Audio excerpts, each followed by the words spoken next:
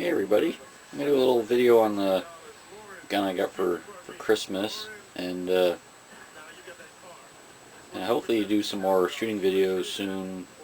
The weather sort of holds out. They had the club was plowed out for our New Year's Day shoot, and hopefully the weather sort of holds out. It's been fairly mild the last few days, but so anyway, hopefully I get try out some of my new guns I haven't fired yet, and so anyway, we'll go back to the rifle I got, and very similar to one I already did a video on. It's if you look back, it's like Geeko model, or Geeko 5.3 millimeter 22 or something like that, and I don't know, I'll try to video responsive to this video, but YouTube's got sort of screwy with video responses where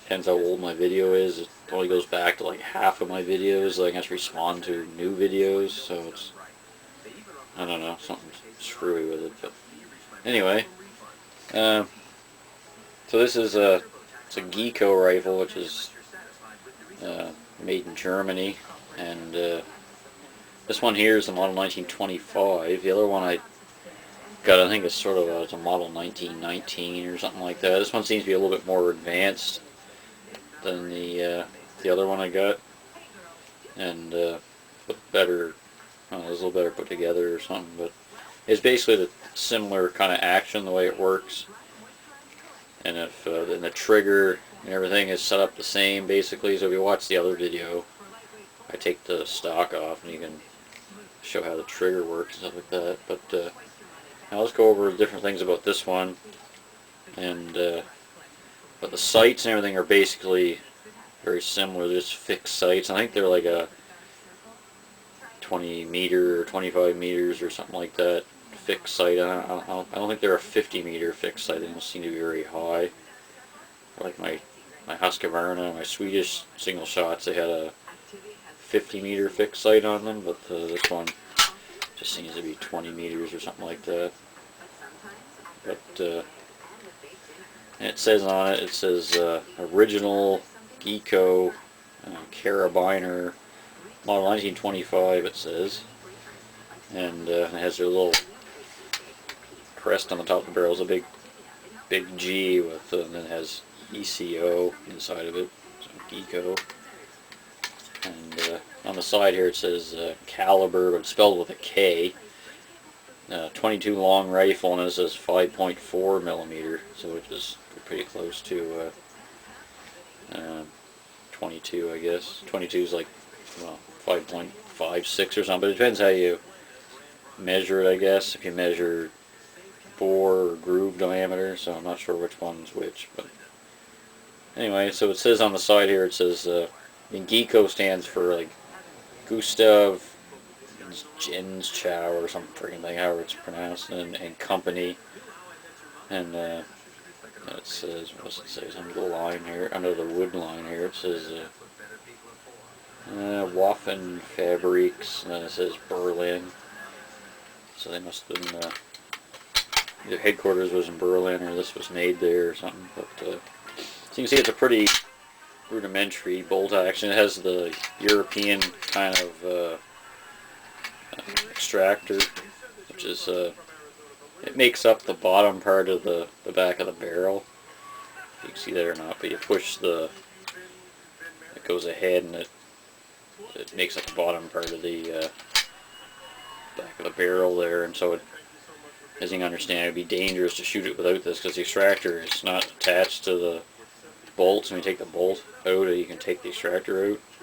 Probably some people have shot them without that, and then you can understand that the bottom part of the chamber is not there, so the shell would rupture, which is not a good thing. But so the way you basically, I guess, load it, you just push the whole thing ahead and then put the round in, or I guess you can sit the round on it and then feed it ahead, kind of deal. But it's a good system in a lot of ways, because a lot of 22s have trouble with extractors, they get weak or they break or they wear or whatever, but this one's quite beefy because it's a big, well, it's like, it covers like 50% of the rim. So it's got a good purchase on the back of the shell. So pretty much never let you down as far as extraction goes. And it's a good system as far as that goes. And it's got really good rifling in the barrel. It's got like sort of like mini groove or micro groove, whatever you want to call it, kind of thing. And that's pretty much all I can go over on it. It's pretty much like an inexpensive 22. They were quite popular between the wars. I think, as far as I can find out, I did ask on one of the forums, but nobody ever got back to me. So I don't know if anybody doesn't know or whatever. But to be a 1925 model, I think it was built between 1920, well, after 1925 actually, but from 1925 to about 1940 or 41, something like that. The Germans were still selling the guns linked to the Americans up until 1940 or so, something like that.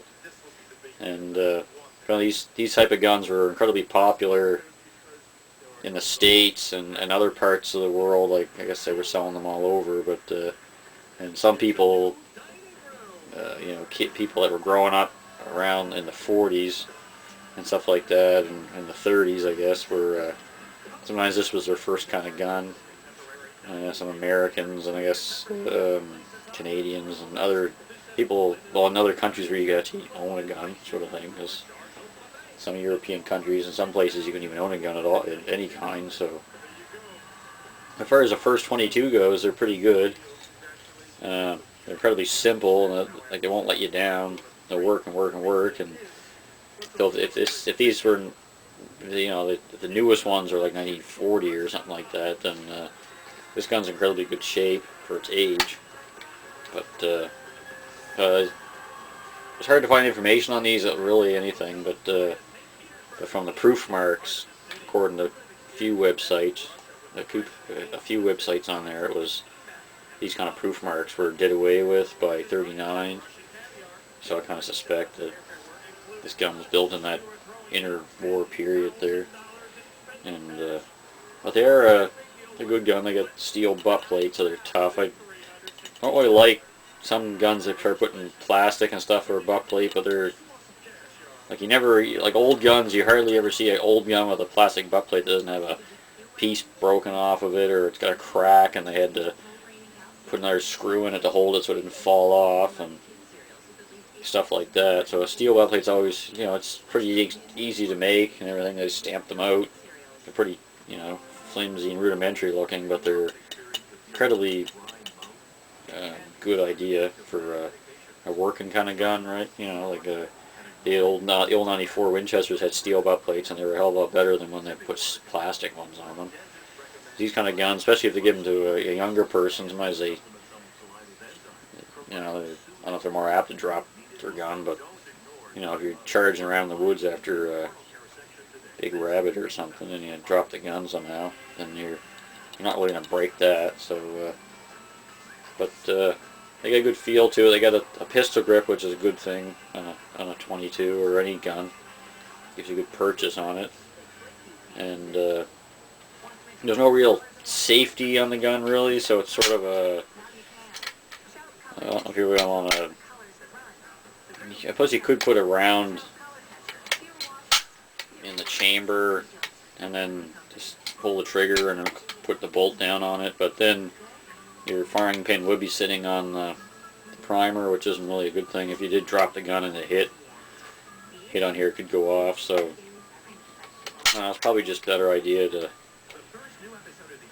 have the gun open or whatever, and then if you see a rabbit or whatever you're hunting, just put your shell in and then close it. It's not really that noisy, and it's not worth a little, if you miss an animal, it's not worth being unsafe, really. Not all the animals in the world aren't worth shooting somebody, really.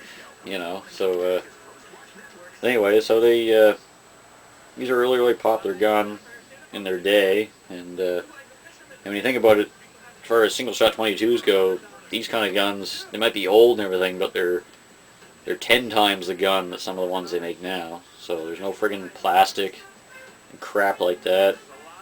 Like a lot of modern 22s and stuff, they got plastic in them and stuff. And living in Canada, northern climes, I found it's not a good quality kind of plastic. When it gets cold, it gets brittle. And I've known of them more than a few different kinds of guns that different parts of them break off because they get cold and you're hunting in the winter or whatever. And that's just my opinion on.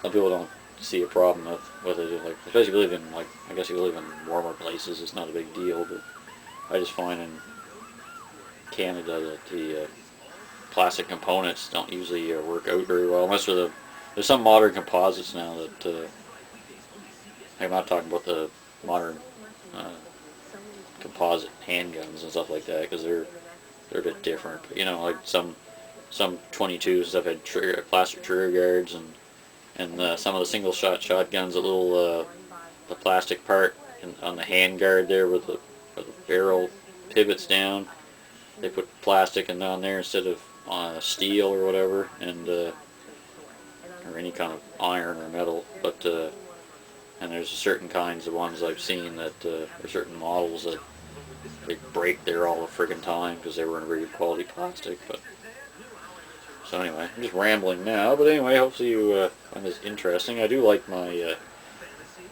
old 22 single shots, as you can probably get from this. And talk to you later, guys. And hopefully we get some shooting videos up. I think you guys might find me sitting here blabbing about my different guns kind of boring, but I only do what I can do. If I can't get into the club, and if the weather's crappy, shooting's kind of a sport where you do it when you feel like it, and if it's, you know, snowy and crappy and cold and damp and sleet or whatever going on outside, I don't really feel like shooting, so, you know.